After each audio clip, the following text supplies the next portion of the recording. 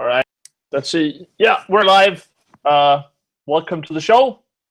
Geeking Out episode 4. I'm joined by my buddy Christian, also known as Quilstor. So if you understand Danish, you might want to check out his YouTube, where he does cool shit. Just saw the video you did the other day. More chili stuff. More chili stuff, yeah. And that was kind of Are you the hottest guy in gaming now? I'm not sure of that, but it sure was hot. But it was more the chili sauce actually, because we couldn't find one of the bastards, the ghost chili pepper. It wasn't in the store, so we just took what we could find. Okay. So it was hot. Cool. All right, let's get into it. I'm thinking this is still a show that's sort of a little bit like we're figuring it out as we go. So you might know this week we're running the Twitch chat at the same time. I thought there was going to be like a YouTube chat, so I have to look into that. I'm going to try to set up that we stream to Twitch next week as well, so it's both places. But so yeah, it's evolving as we go. We're going to talk basically what we feel like. If we want to talk about football or carpeting or whatever, we'll do that. But mainly movies, TV shows, video games, all that stuff that we're into. And I thought we'd also talk a little bit about news. So we'll start off a little bit with a talk about the news that sort of we're excited about, or maybe like that we didn't like this week. So were there any news that you thought that were big this week, Christian, that we should talk about?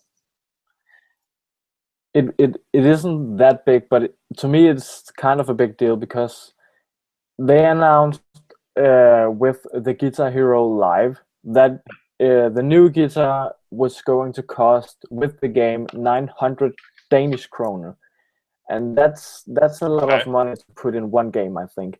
But then the news was in this week that you could buy this guitar and it would work to all of the games for the PS4's future. So you don't have to buy a new guitar. I remember a Guitar Hero. I think it was Guitar Hero on Tour or something. It was called with the drums and the microphone. There was a slider on the guitar, and I think that they have made one guitar and they won't do any more features for the PS4. So I'm actually kind of excited for that, because then 900 kroner to me is like, okay, I can see myself paying for this, because I don't want a new guitar in the future. Maybe yeah, exactly. I have to get two, because then it's more fun to play two-player in Guitar Hero. You know how much the guitar is like separate? How much is the game and how much is the guitar? Oh, I don't know. I don't think that you can buy. Like, there's 600 for a second guitar or something. Yeah. And then like you're a big Guitar Hero guy, and I think in Europe Guitar Hero was bigger than Rock Band, but in the US Rock Band was bigger, and now they're sort of separating it a little bit. Rock Band is going more for the band, more the party atmosphere, where I think Guitar Hero is going pure guitar, and I don't know if maybe bass, but more I think single player, and then more serious in a way. So like then maybe the guitar, does it work for Rock Band, or are you gonna get that, or how do you feel about that? I think that they have to do separate, but on the other hand, it would be great if you had one buddy who played only Rock Band, and then you could like join him with your own guitar, and you could actually play new songs. But I don't know about the new Rock Band, because Guitar Hero has actually made the gaming experience all over again, because you have 6 buttons this time, and it's 3 buttons on the upper side and then 3 buttons on the lower side. Yeah. So you're like you can actually make chords this time, which wasn't an opportunity on the old guitars. So I'm actually looking forward to that. Yeah, exactly. I think they said that there is going to be more advanced way of playing guitar. So for the people who play experts, it's going to be a lot harder, and also for the people who just got into Guitar Hero, it's going to be a slightly more easy way to play like a pro, because I remember in the Guitar Hero to PS3 there was a beginner level which didn't have any colors at all, so it was only the strum that you played on. So and that's a bit boring. The thing for me though is like, Guitar Hero won't have like the band thing, which I think is the most. I would play a little bit alone, but I think, and then you have to be honest, I don't have friends over to play party games that much. And when we do, we'll probably play Mario Kart or something, or Towerfall. But so I like the idea of it, but I think I would rather have the band feeling of Rock Band. And then if they don't have, like, if they had the same guitar, I could see them being worried about, oh, then maybe you're gonna buy Rock Band instead of Guitar Hero. But the thing is, for me, if I could buy either of the games with the instruments, maybe buy Rock Band with all the instruments, and then I could buy Guitar Hero maybe as a download, and I didn't have to pay for the guitar, and I could use the same guitar, then I would probably buy both games. So it's like, if I spend money on the fucking instruments, fine, let me get the other game as well. So I'm not really sure how this is gonna work, but it's interesting, and at least they're doing something different. The live action or live video sort of style is, that looks very cool, but I'm also a little worried. Yeah, I'm also just worried. I don't want to do all the. I still have half a drum set lying around somewhere. I don't. I don't want to do that shit anymore. No. But it's fun. The party stuff, I think, is what's gonna get me into it again. And then I think Rock Band is gonna be the one for me, because having drums and all that as well is gonna be part of it. I just want to quickly, like, we have the chat running on Twitch. Some comments here. I want to say hi to everyone, of course, and then there's a lot of talk about the real guitar thing, or they're talking about that a bit in the chat. Where do you stand on the Guitar Hero, which is going closer to guitar, but it's not Rocksmith? That for me would be, if I wanted to go super serious, then I would rather go something like that, where it is a real guitar and you can play it for real outside the game. Yeah. I think it's a good way of being not Rocksmith and not Rock Band, because I actually thought that it doesn't feel like playing a real guitar when you play Guitar Hero, but Rocksmith to me was like, this is crazy. I could just playing real guitar. But then it's like, then you actually learn to play an instrument. And you can put it on easy, and it's very simple, and then you can slowly become better, and then you'll be able to play a guitar.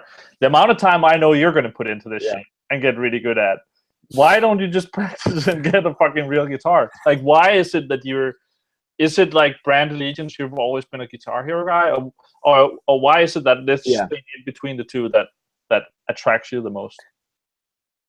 I've like only played Guitar Hero. I've never touched Rock Band at all. I've never tried it.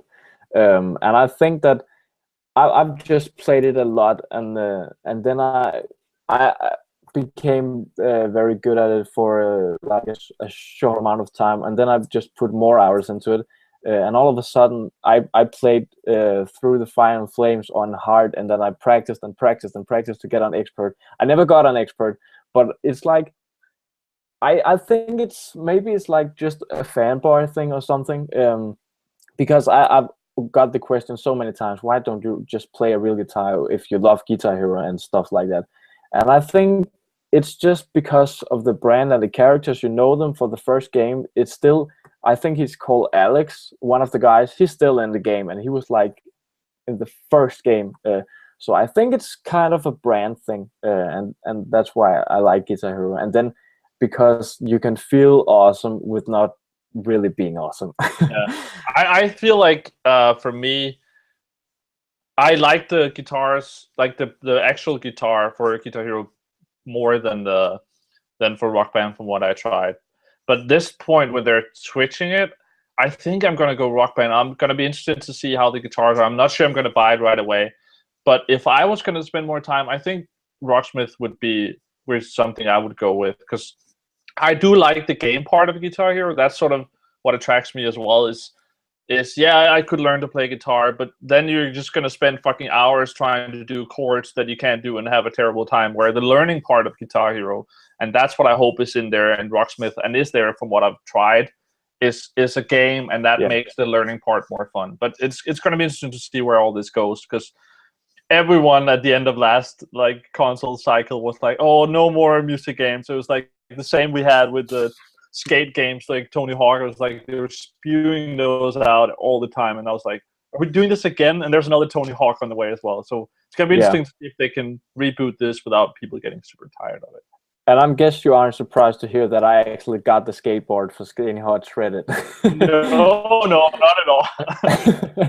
And that was like, I played it, I was like addicted to it in 1 week, and then I was like, this sucks. And you were, I'm sure the day you bought it, you were like, this is awesome. And then like, yeah. you're like, oh, maybe it's not so awesome anymore. Yeah, I was like, this is just a waste of money, but I bought it, so I gotta have to play it, just not to be the guy who have wasted a lot of money on dumb things. Yeah. All right, and as Indian Cobran says in the chat, I think it's a running joke that Lauritsen and Cobran has. The best news of the week is that we're 1 day closer to Arkham Knight. Yeah. So now that they mentioned that, I actually want to hear what games are you most looking forward to in the near future? Is that Batman or something else? It is. I'm actually looking very much forward to Batman, but I haven't played the first game proper because I was like, Arkham Asylum? Yeah, exactly. Okay, I give it a try, but I was like, I think I bought it for 1 week, and then I didn't have the time to play it proper. So I haven't played it, but I think that. You played City and Origins? I don't think so. I don't think so. Damn, dude, I got into like Origins, and maybe I need to play that because I just got stuck on that. It doesn't feel as like polished.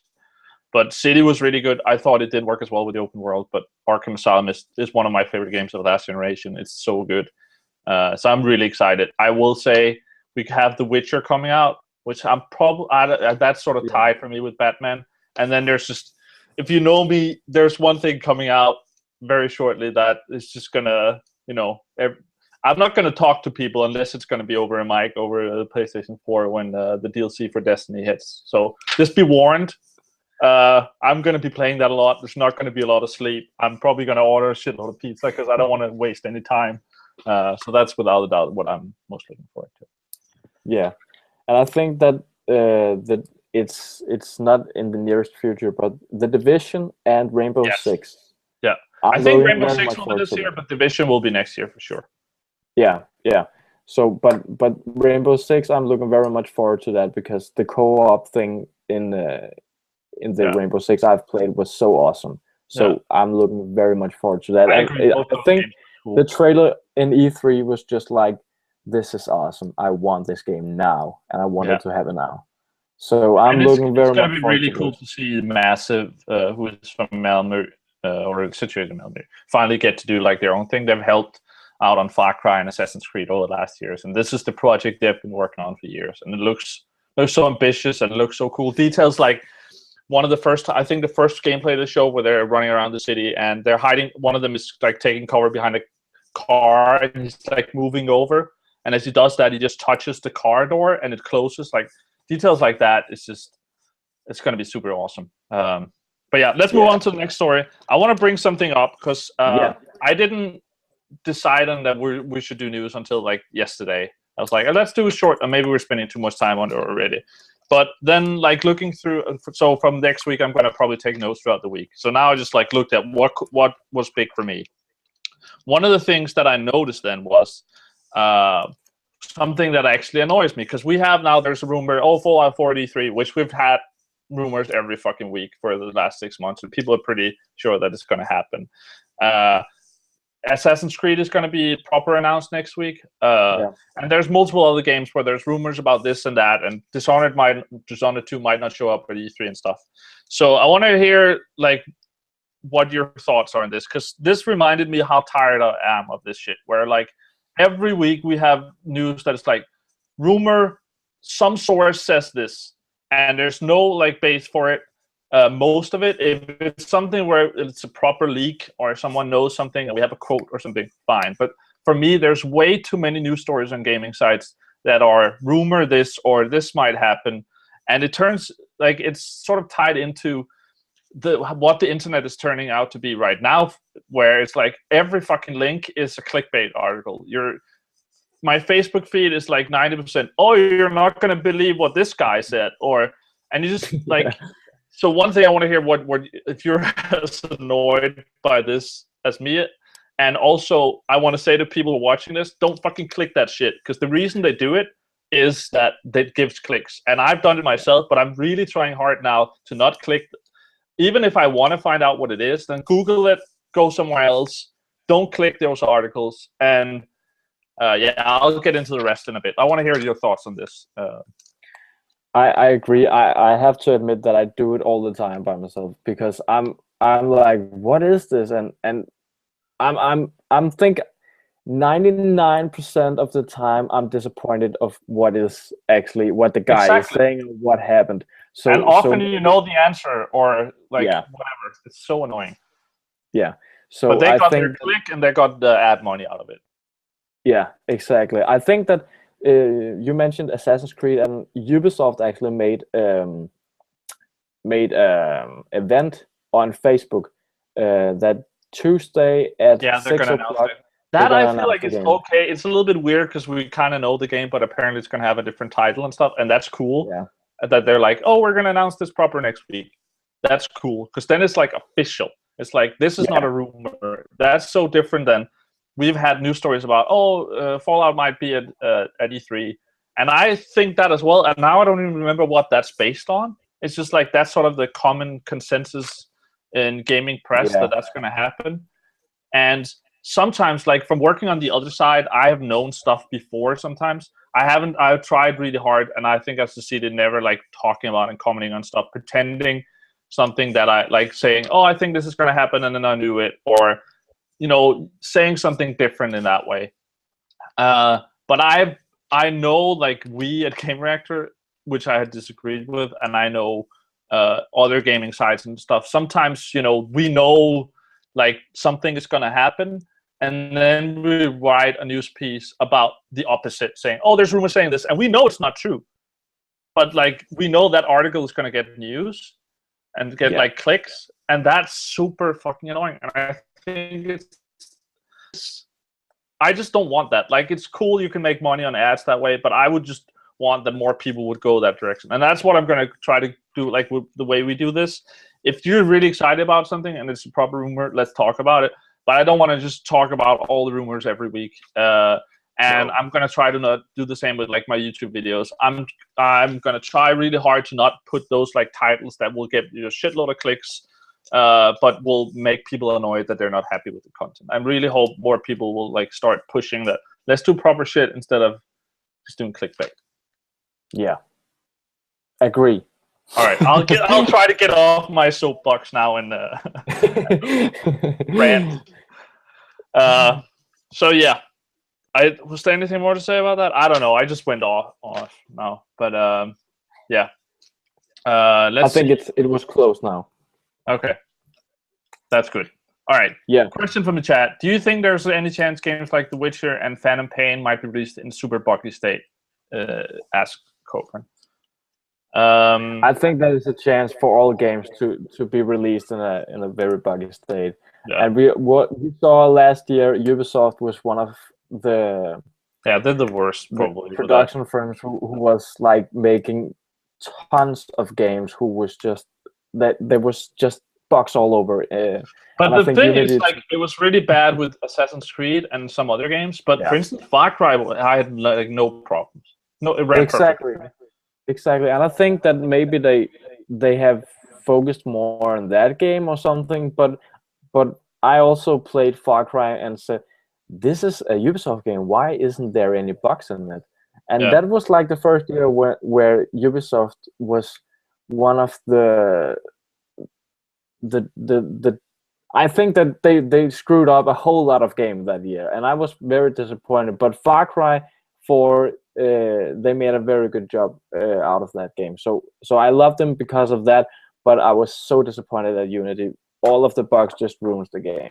Yeah, it's too bad. It's going to be interesting to see what they do with Assassin's Creed now. And I've seen some people say, like, well, maybe it'll be good because they need to prove themselves. But it's like, now that we're on the rants, please don't pre-order games like months ahead. I think one thing that could help the industry a lot is, I mean, the companies want it, and it helps them that you give them money up front, but you have really no incentive to give money months ahead. Like now with digital, maybe if it's hard to get like a collector's edition, you need to do it. But I've started saying, like, for instance, I know I'm going to get Battlefront. I'm going to pre-order that game 2 days before, because then I can download it the night before. You're not going to run out of like copies. You're going to be able to get it. You're going to get the pre-order incentive, which is the one reason to do it. You know, it's like, oh, you'll get this level, or you'll get this fucking skin or some shit, which is so annoying as well. But just do it like hours before, and you'll get it. Because it's sort of not fair, and we need to show companies that, you know, releasing games that don't work is not okay. And if you're not sure about a game and you don't need the pre-order incentive, and you're not sure you want to play it, wait and let's see like if the game runs proper, or wait to reviews or something, because that's another thing that's really annoying. That, by the way, now this is going to be the rant show. Reminds me on Reddit for Destiny, where someone was ranting out. Yeah, I'm getting it out of my system. But like one of the problems in Destiny, there was a bug where sometimes enemies would regen health, and that's been a problem, especially in the raid or whatever. And someone posted on Reddit, oh, look at this second in one of the streams that Bungie had where it happened again. And people were like, oh no, it's happening again, and made a whole big deal of it. And I like replied to it and got super downvoted on Reddit for this. But I was like, hey guys, the game is not done. Like, can we not freak out about a game that's not done? Like, I know, just let him fuck. It was like there's one bug in a game that's like 2 weeks out, and I know that's probably going to be feature like done, like all the content is there, but it's not bug fixed. And either way, it's just let him fucking make the game and don't freak out, or we're going to end up in the situation that we sometimes have where people are afraid of what they show before because people freak out. So if this becomes a problem now, Bungie might say, next time we release something, we're not going to do these fucking awesome streams that they've done where they show hours of the game before, which I really enjoy. And the same when you're in the press, when you go to events and you actually get to play the game early. Like, if people don't freak out about that shit, then if the game comes out and it's a problem, then freak out. Like, because I just hate this. Like, and people are like, no, like all this internet Reddit shit where, like, let them fucking do their shit and then freak out later if it's a problem. There's one bug in a game that's not done. Like, okay, whatever. All right. Yeah, and I think that Bungie is like one of the companies who you can actually trust on. With the weapon bug, the heavy weapon bug, they actually write out to the consumers to say, we are actually trying to fix it, but this is actually the problem. They actually explained the problem. And I think that's a very good way to do it, because then they say it was amazing where they explained that. I love that. Yeah. I will say, like, so I think if they are going to do the same with this, it would be awesome too. Yeah. I will say I'm pretty positive on Bungie as well. They fixed a lot of the bugs in Destiny. We had problems with things that needed to be fixed, both bug-wise, but also like design things in the game. So I don't think they're perfect, but they've definitely. It's hard to tell from the outside, but I agree. I think they're doing what they can, because they showed as like something. I would like them to be more transparent with something like they did with the heavy ammo bug, because the way they explained that, I would wish they'd said that even earlier, where that explained that wasn't just them fixing a line of code. That was the thing with the way the game is built, with the way that it builds your character and then your armor and then your perks, and then because it builds the armor before the perks, then it's like it's a whole thing where they could fix it, but then it would probably create more bugs. So I agree with that. That is, they've been pretty good about that. A little bit more, which I think they've done now, and I think they're better at listening to the consumer. The DLC House of Wolves sounds like they're fixing, and the recent patch, like they're fixing most things for that. So that is really awesome. All right. Yeah. Do you have another news story you want to talk about? Any more that? I don't know. It's just like a fun thing with Universal Studios. Have you heard about that? I have heard about Universal Studios. Yeah, no, I just yeah, but the news with Universal Studios, Nintendo is actually they are making a theme, a ride for the Nintendo universe. No, oh, and that's cool. they So Universal haven't Studios in spoiled what LA is. or what? I think they actually said that it was going to be like a thing in a couple of Universal Studios. There is 2 or 3, I think. Yeah, I've been to one LA, and that was then they would make it. Yeah, and then they're going to make it in both, I think. okay. And it's something about the universe, so it's just not only Mario or something. So I'm looking forward to see what that is, because That sounds cool. that Yeah. could actually be cool. Also, because Nintendo is actually at E3, for example, they're not making this very big press conference like all the other games are. They're sort of like they are to visit, but they're not like spreading out the words. It's like, do you know this game? Couldn't it be cool if we made this game? And the next day it's like, oh, it's coming out in 1 week or something. They're actually very cool at that point. And I think this is maybe a new PR thing to Nintendo to do. But I think it's cool, and I'm looking forward to see what it's going to be like. So, Yeah. but I haven't more news. All right, that sounds cool. Yeah, if you have the link for that, we'll talk about that after. That would be cool to read that. I'll put that in the description. As always, like I'm going to try to put everything we talk about in the description afterwards. If people want to check out the articles or whatever game or movie we're talking about. All right, another thing. This was actually not planned, but this is turning into a little bit of a rant. But this one I want to hear more of your thoughts on. So right now, also there's a big Call of Duty tournament in the UK. There was last week. There was in Paris, which is pretty cool. I recommend checking them out. I like watching them a lot.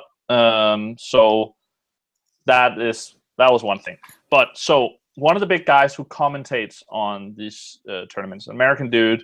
He has not come. A few of them come over to Europe, but there's some that like stay in their own country, and then there's the biggest ones that move around to all the tournaments. But anyway, one of the guys who were commenting on a lot of the American tournaments is streaming as well on Twitch or on MLG. I actually don't remember. But he had a stream, and people freaked out about it. There's a clip on YouTube where people ripped that part. He pulled the stream down from his VODs, and he deleted his Twitter account after this. But so what happened was he apparently got drunk, or like kind of drunk on stream, and started saying things that people did not like. He started complaining that more people weren't subscribing to him, like paying for, donating, that thing every month where it was like $5 or something. Yeah. And calling people who just watched, like he was calling people out in his chat who were like, "Oh, you're not a subscriber. You've been here for 8 months and you haven't subscribed. Why are you doing that?" Like calling freeloaders and all that shit. And saying stuff like people like he's making them like escape from their hard life, and like people should be appreciated and they should pay him. Like if you're good at something, you should get paid for it. And it's something people really freaked out about, and a lot of pro players were out and saying like, you need to appreciate it if people want to watch what you're doing, and they're making it possible for them to live off playing video games. And if people want to give money, that's really cool, and you should be happy about it. And if people don't, maybe they don't have the money. Either way, like that's just the way it goes. You need to just appreciate the people who support you. Also, the thing that I thought about as well was like, well, if you are that good, then you don't need to complain about it, because then people would just give you money. No. Or you would make it a way where people can't see your content without them paying, and then good luck on that, because that is very few people who could do that. And how would they find out about you? The way this works as well is if I go in and see it for free, and then I tell you about it, and then you come in and maybe a year down the line and start paying for it. But I might not do that, but I might instead convince 20 other people to come watch your stream because I talk about it, and then one of them might subscribe. That's the way it works, and you can run ads and everything as well.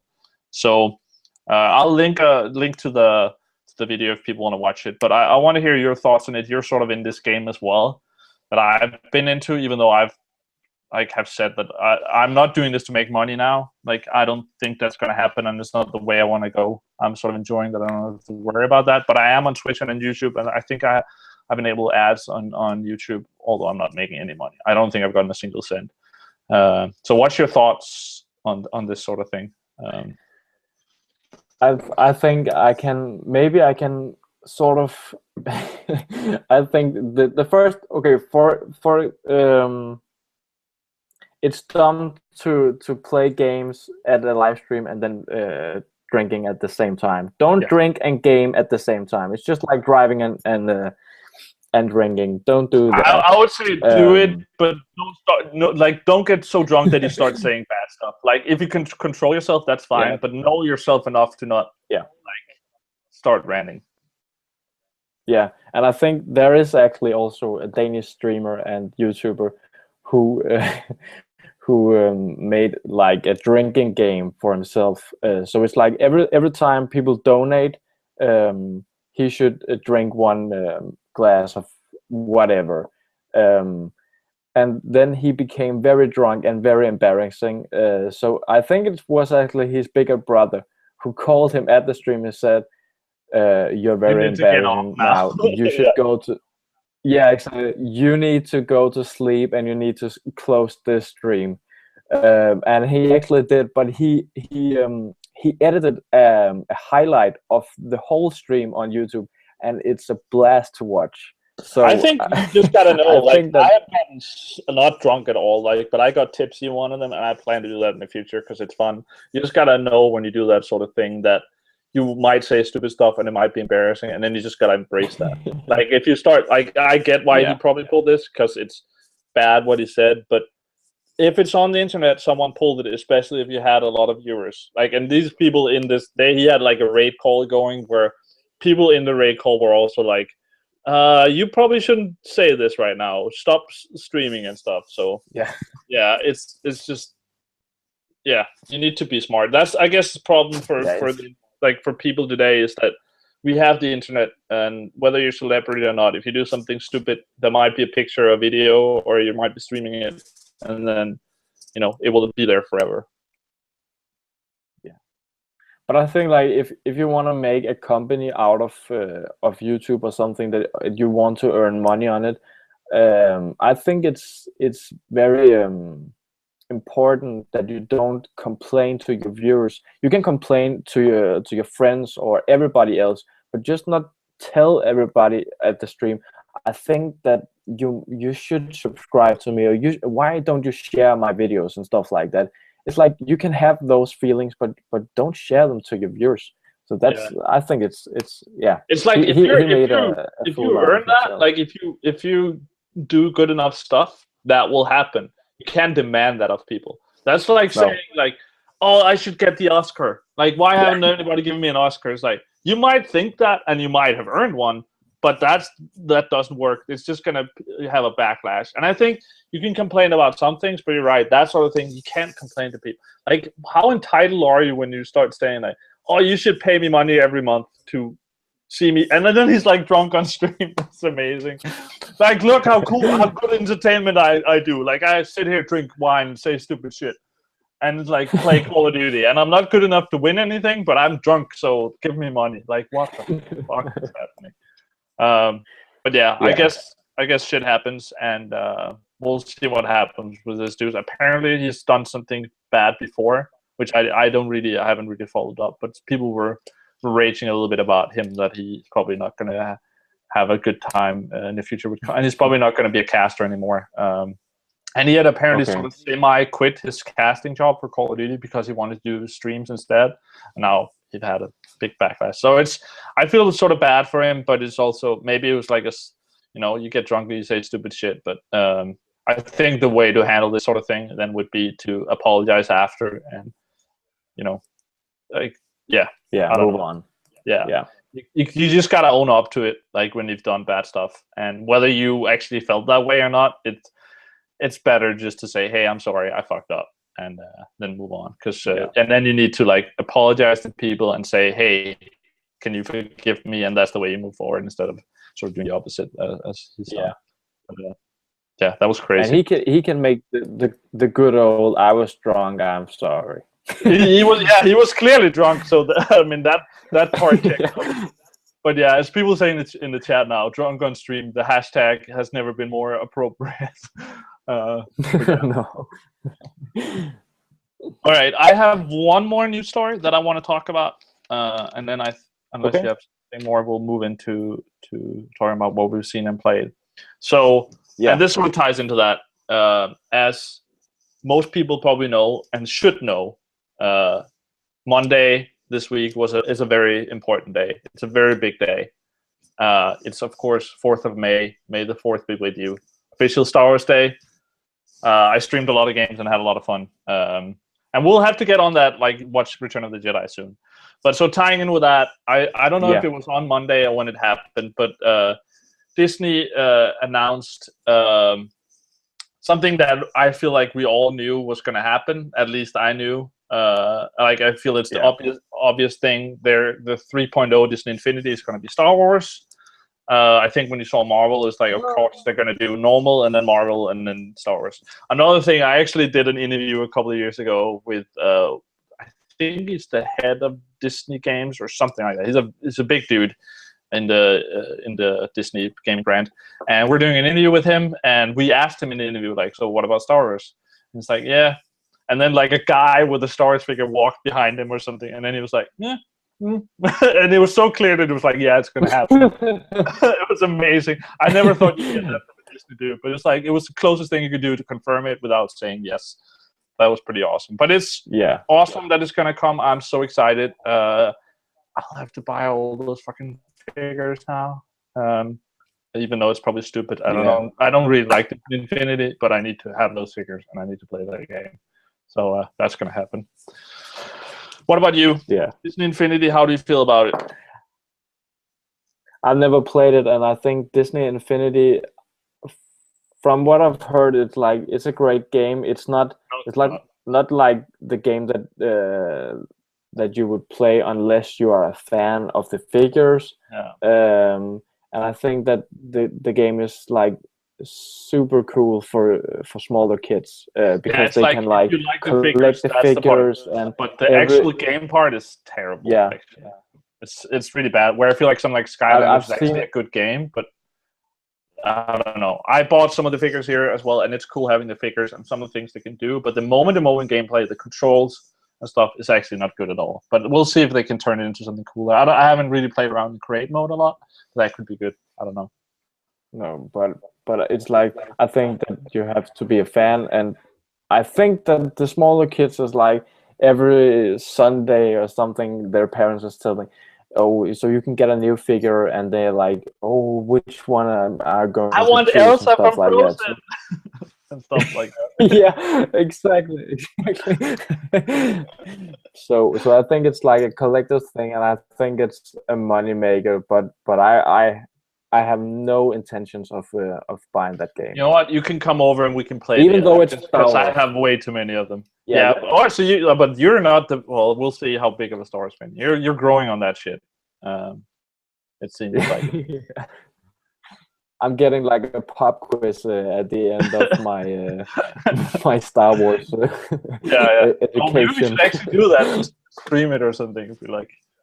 But I'd much rather, instead of just doing where you're like, no, that was going to be a test. It's just going to be like moments when it can happen whenever. You're just going to get a question. Like, bam! Remember the Tauntauns? And you're like, fuck, Tauntauns, I don't remember. Who's Leia's sister? Leia doesn't have a sister. Damn it. Leia is the sister. She's Luke's. Yeah. Oh, my. Yeah. I'm just, all right. Yeah. Anyway, let's not dwell on that.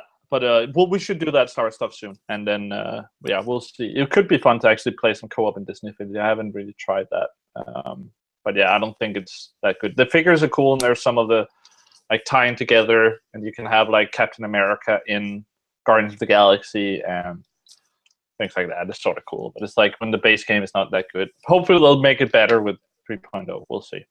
Yeah. All right. So we have two big sections left. Other than just ramble more and rant more, and I'll try to not cut you off as much, but I talk too much.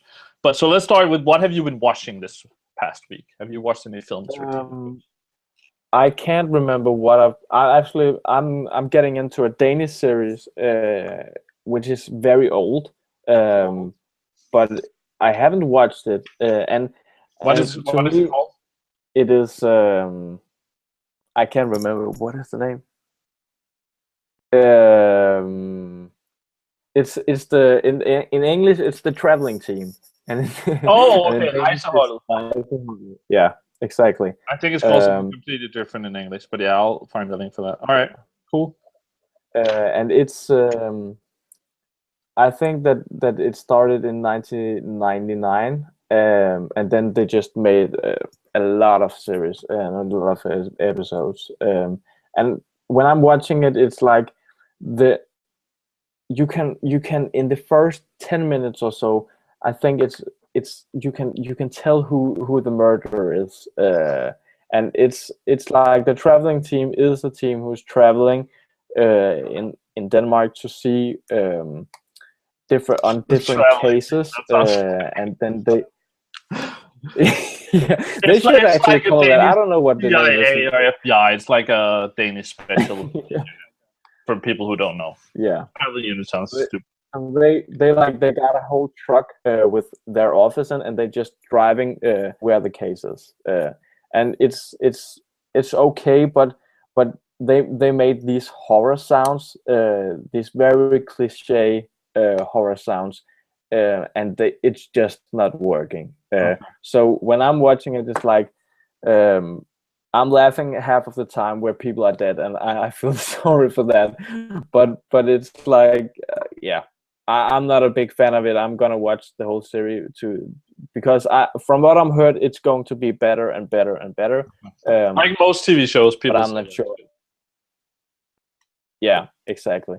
And then I also watched Samba.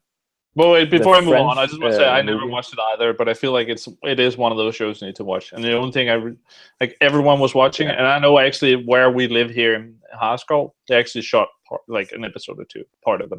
Yeah. I don't know if you knew that or saw that or whatever. You probably I think yeah, exactly. So and I watched Samba. I just forgot to mention that in the last episode of Geeking Out. But I watched Samba. It's the same director and the same main character as in The Untouchable. Samba. So like and I was yes, Samba with the B, because then the name of the guy is Samba. It's like I don't. Okay, now I know. Okay, because I thought The Untouchables that was like the French film you're talking about, right? Yeah. Yeah, I thought of the old gangster film with Kevin Costner, and I was like, "What? What are you talking about? Sequel to?" Oh. All right, now it makes more sense. This is, yeah, and I think Samba is also a very great movie, and also with the humor, they made a lot of well-written jokes in Samba as well, and as in The Untouchables. And I think it's interesting because the main character is like the same type. He's from the lower class. He's raised by his uncle because he haven't any parents, and he's just trying to make money to live for. And I think that it's very interesting that you take the same main characters and just he's playing himself, if you can say that. But in different cases, and so you watch different environments of France. So I think it's cool, and I like the movie. It's very fun. So definitely go check that out if you love The Untouchables. I have still not seen that film either, but I know I need to get on that. It's just one of those films that I know it's probably good, but I just feel like people they've hyped it, and like I know what's gonna happen. It's such a standard like drama thing where like I feel like I know the whole fucking film. That's one where show me the fucking trailer ending and then I'm good. Like it's the opposite of how I feel about most films, like where they spoil too much. This one, just show me the fucking trailer. Yeah. But I probably should watch it. So yeah, you should. It's very good. What have you been watching? All right, let's get on this. Let's see. I made a list as I prepared. So I actually haven't watched any movies this week. It's been a lot of gaming, and then I watched House of Cards, more of that. Actually, the other day I was like, "Oh, how much did I watch?" And I was like, "Oh yeah, I think I'm like close to the end of second season." It's like, nope, I'm close to the end of the third one. Everything is just melting together. So I'm like missing 3 or 4 episodes, 3 maybe, of the third season. Then I'm done, and I guess there's not a fourth one yet. Maybe next year. I still like it, but it hasn't pulled me in as much as the beginning did. I think the first season and the beginning of the second one is way better than where it is now. And I'm, again, like with everything, we're not going to spoil anything unless we warn that we're going to spoil it before. So I'm not going to spoil anything. But I just feel it's not as interesting. And like some of the characters that I liked are not there anymore, and other characters are like have changed their role because something has happened to them. And I don't enjoy that as much. And I thought about it, and I know it probably would have been a problem if the TV show didn't evolve in any way, if it was just the same characters doing the same thing over and over again. But I'm just not as intrigued. The first season, beginning of the second one especially, I was more like, done with streaming. I was like, I'll watch an episode, and then it became 2 or 3 episodes. And that doesn't happen anymore. Now it's more like, all right, I guess I could watch an episode. Like, it's almost more like a duty closer to that than actually wanting to. There's not really that, I can't wait to watch the next one. It's still good. Kevin Spacey is really good. In the third one, we have Lars Mikkelsen playing a big part. I don't know if it's spoiled to say what he plays, but it's cool to have a Danish actor as like a big character in it. So that's cool, and I'm going to watch it, and I still like it a lot. It's just not as cool as the first part. But yeah, it's still one of my favorite like TV shows that I can remember ever watching. So I'm really looking for wrapping it up and see where it ends. Yeah. So I watched that, and I think outside that, I watched the new episode of Game of Thrones. Comes out every Sunday night, Monday morning. That was cool. Like, again, nothing really special. It's still very slow, I feel like. Got a little bit quicker this time, moved a little bit more ahead, but it's still not picked up totally. And then I guess the only other thing I watched was the Bungie stream, which I recommend watching those if you care about Destiny. They showed some more stuff from House of Wolves, which was really cool. I'll link to that in the description as well. This time it was the Prison of Elders, which is the new PvE end game content that is there sort of instead of the raid that people were expecting. And it's sort of a horde mode thing. Arena is what they called it. They were saying, it's not a horde mode, but it kind of is. You go into a room, there's 3 waves, fight them, then you go into another room, fight 3 waves. And there's different modifiers and different things that happen that are very cool. So it's a good one, but it's basically a horde mode. And like it has an end, but it's that style of gameplay, which I'm very excited for. It looks cool. And it will be good. It will be good to have a reason. Now you will have a reason to play the old raids because you can level that stuff up. Then you'll have the Trials of Osiris, which is the new PvP endgame, which will give you really cool stuff. And this one will give really cool stuff and stuff to upgrade the content from the old raids, weapons, and armor. So there will be a lot more to do every week. We'll see how long it lasts, how much time I'll spend on it. But for the coming weeks, there's not enough time to play all the Destiny you need to do every week. You'll need to do like both raids, then you do the Nightfall, you do the weekly heroic, you do the Prison of Elders. There's like the base one at 32, I think it was, or was it 30? And then there's like 3 or 4 extra ones on a higher level. And then Trials of Osiris, and you can keep playing that. And it's like, not like the raids, there's a reason to play all the different Prison of Elders stuff. So there's so much to do now. So yeah, so much to play. It's going to be awesome to try and see how that works. Yeah. What were you saying? I also seen that they made this like smaller gun, side weapon, I think they call it. Sidearm. Yeah, they didn't really talk a lot about it, but they said there's a new weapon class called Sidearm, which is basically a hand cannon. Instead of being a primary weapon, it's a special weapon, so it's secondary slot. And the one he showed was an arc weapon.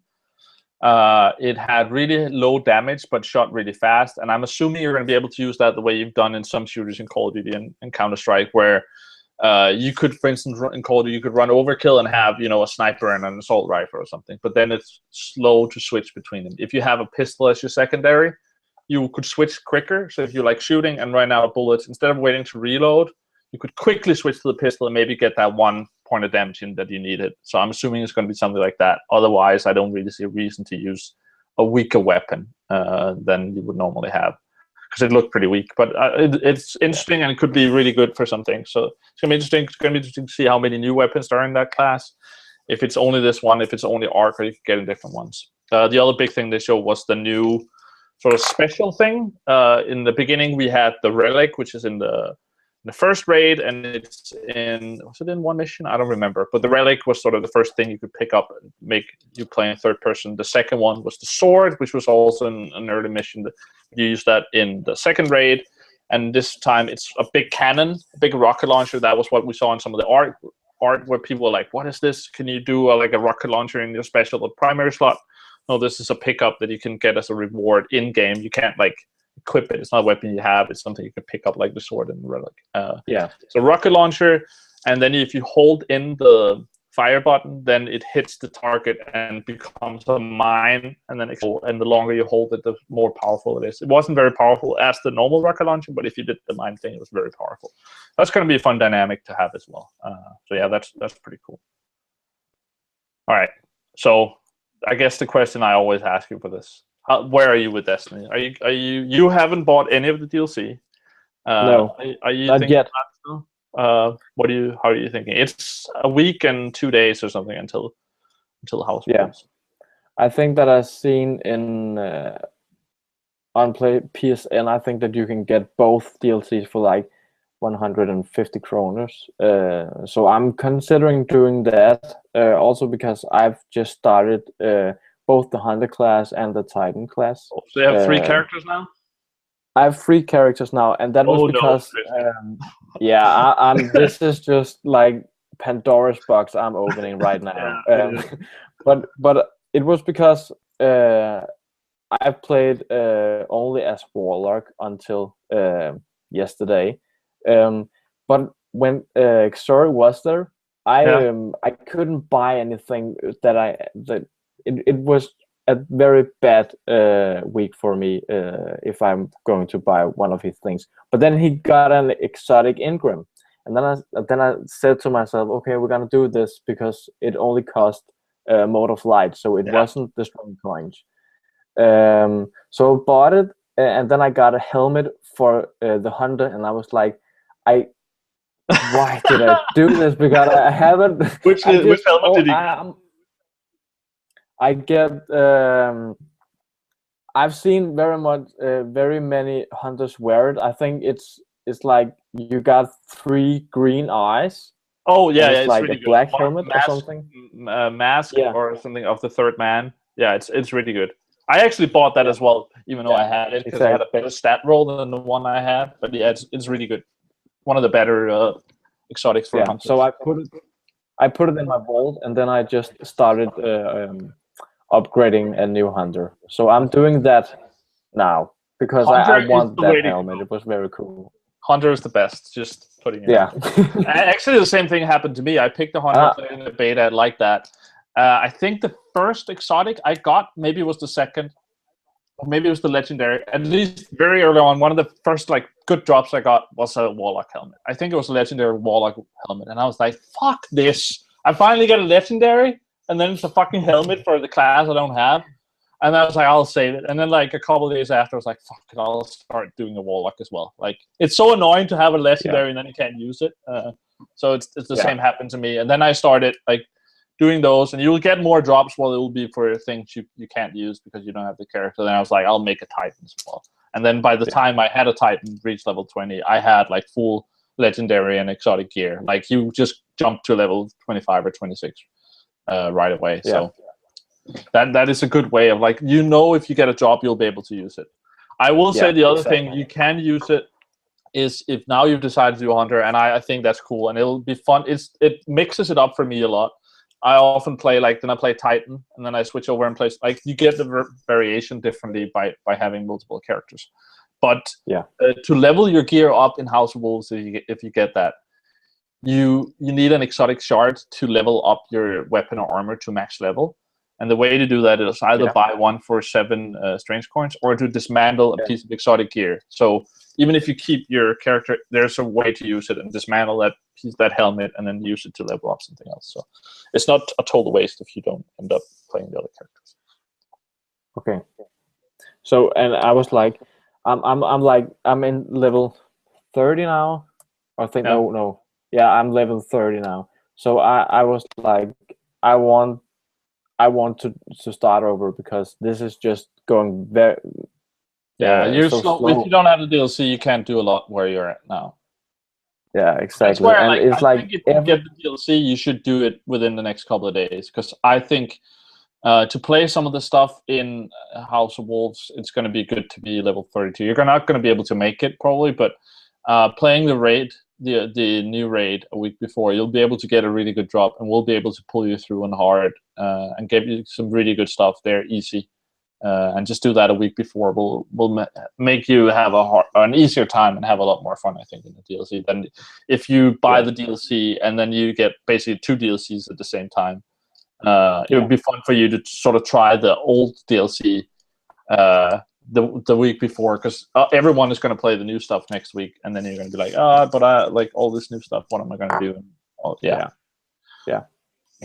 So I'm considering buying it very soon. And then I also I spoke to one of my friends very recent, and I told him that I think that he should buy Destiny, and then I would like start over with a new character. And help him. Yeah, exactly. So that was why I also started. That's why Destiny is like working well for Bungie right now, because that's like, I don't know how many fucking people I've gotten to like buy Destiny, and like buying PS4s, be like, should I play Destiny? And it's like I get you to play it more, and then you get more people to play it more, and like you don't pay the subscription, but then like I need to get the DLC, and then you end up spending your whole life playing that shit. Your whole life, yeah. So I think, and I was like, when you were playing a lot, I was like, Nick, you have to stop this. This is a problem to you. It is a problem. Or is it? Maybe it's not a problem.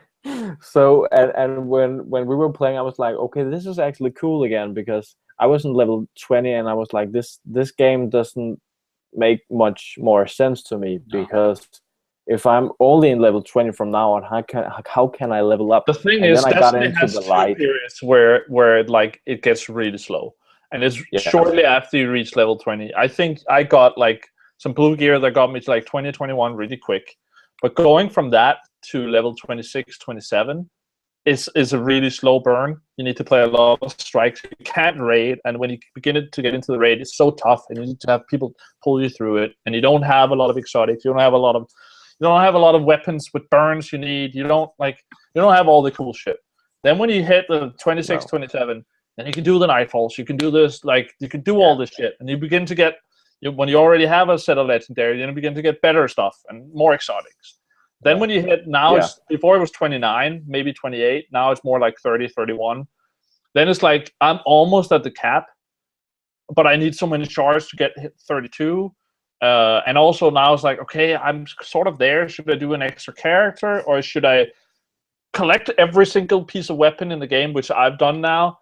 Like that's when it's like, when you get into that, there's more stuff to do, but that sort of burn is there as well. And you've hit the second one now, where I think if you do the DLC, you will have a lot more fun. You'll have the raids, and I don't think you've raided with us yet, have you? No, I don't think so. I think that's another thing that you should consider. You should set that up, because it's totally different. It's going to be a little bit weird getting into it the first time, because you're going to be like, oh, am I good enough, and are people going to be annoyed, and what is going on, and all this shit. But that is still some of the most fun I've had in gaming ever. Like playing that together, and especially when in the first couple of tries, and if we don't spoil it too much for you, if you get to figure it out a little bit, going through that 6-person like together PvE is super fun.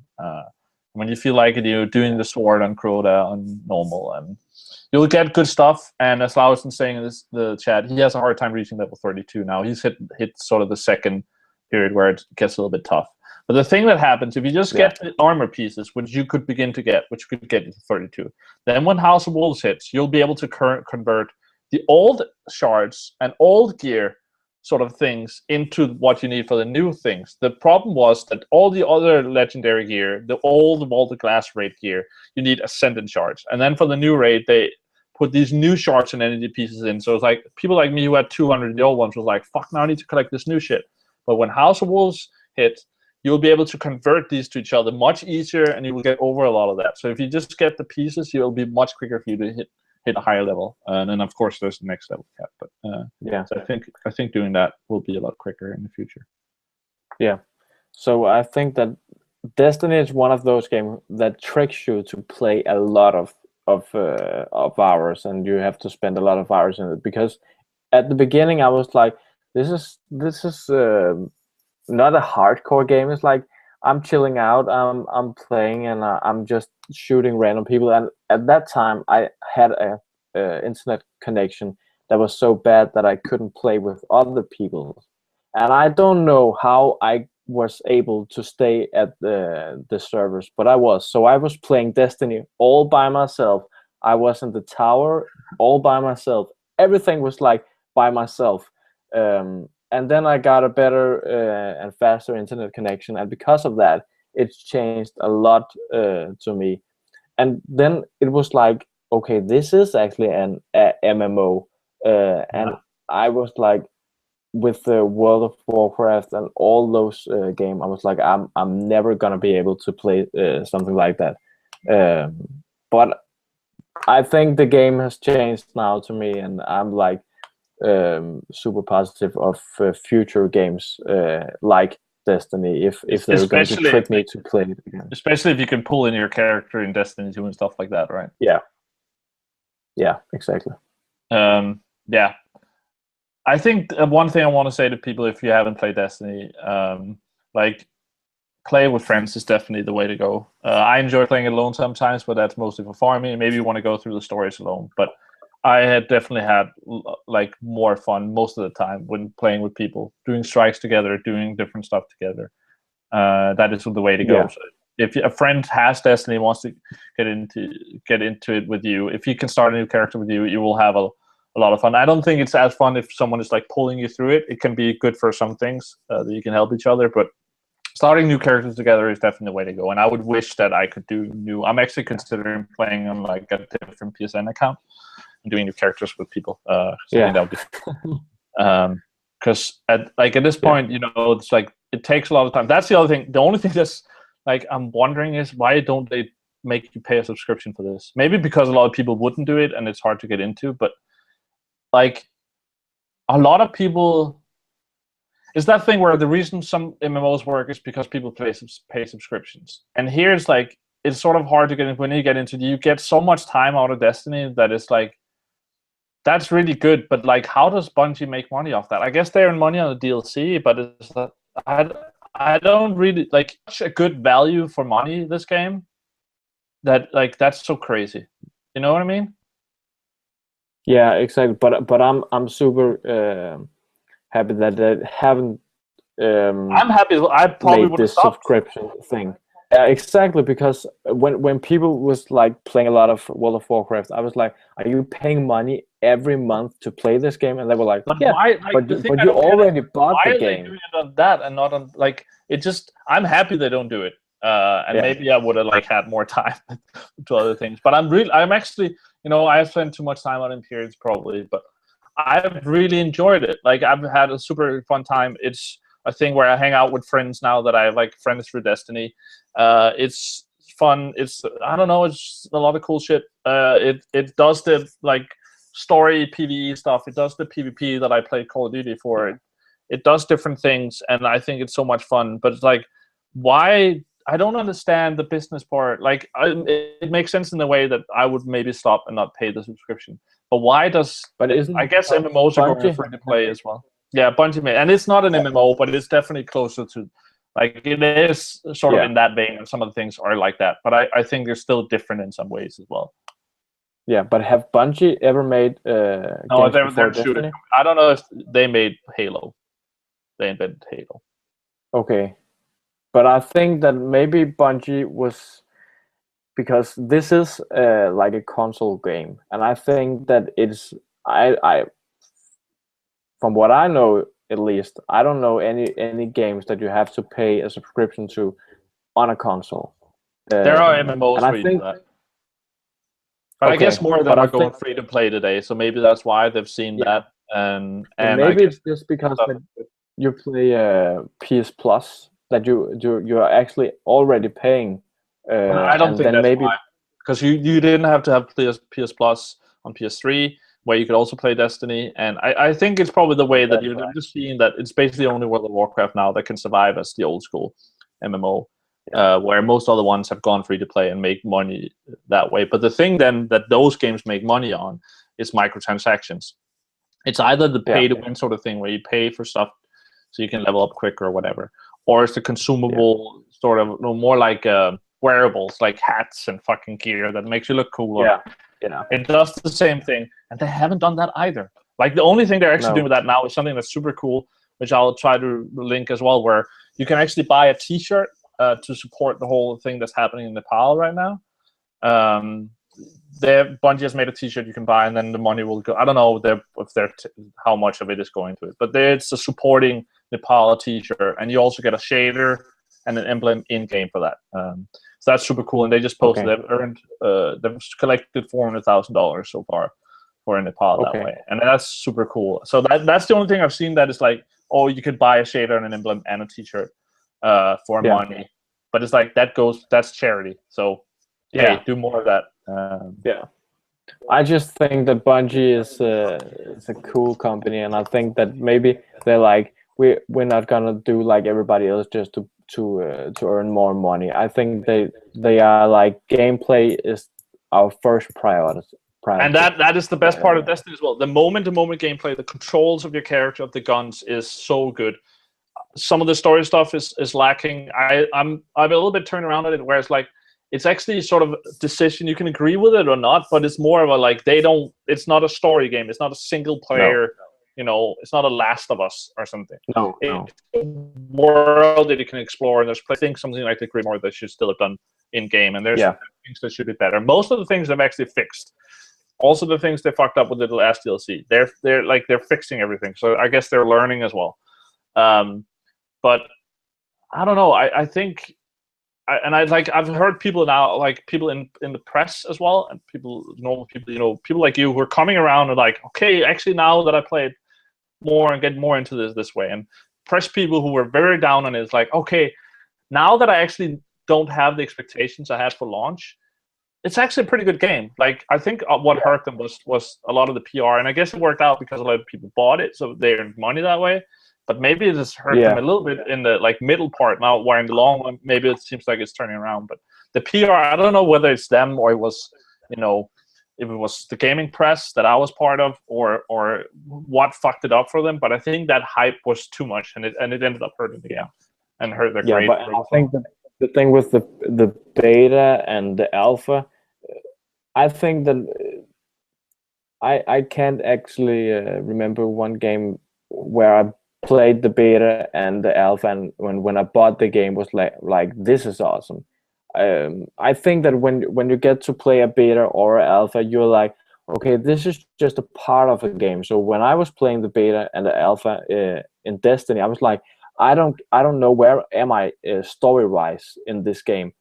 And when I bought the game, it was not fixed. It was like parts of a story and then a lot of gameplay.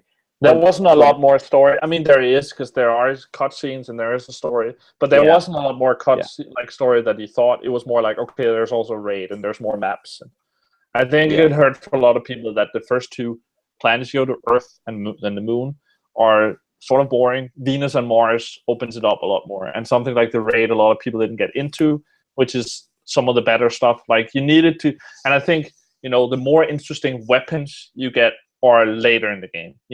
They sort of had the opposite problem of what Diablo had, where that is the same sort of thing, where like it's loot driven. The story is not like, don't tell me the story in Diablo is good. That is a shit fucking story. It's probably interesting lore there, but that's not good. And people didn't really complain about it, actually. But you play through that, it's the same sort of thing. You go on fucking stupid shit. And then the problem was when you got to the end game, there wasn't a lot to do. Where Bungie sort of did the opposite, where A lot of the stuff that Blizzard sprinkled out throughout the game. Then when you got to the end, it was sort of, well, I have all this shit. There's no real reason to do it. Where Bungie saved it for the end game and meant like someone like me that, okay, I played 25 hours, but I've only just started, getting the cool shit. And there's so many guns and armor pieces that changes the way you play. Doing different characters, doing different subclasses, changes it up. So I don't know what's the best way of doing it, but I think the hype definitely hurt them. Yeah, but it is with every game. The hype is every time people are like disappointed at a game because it wasn't as they have expected or something. So I think that you have to avoid, if you're watching a trailer and you're like, this game, I have to own this game, then just don't see any more trailers and don't read anymore, because then you have to explore it by yourself, and then you're gonna have a blast because you didn't have all those.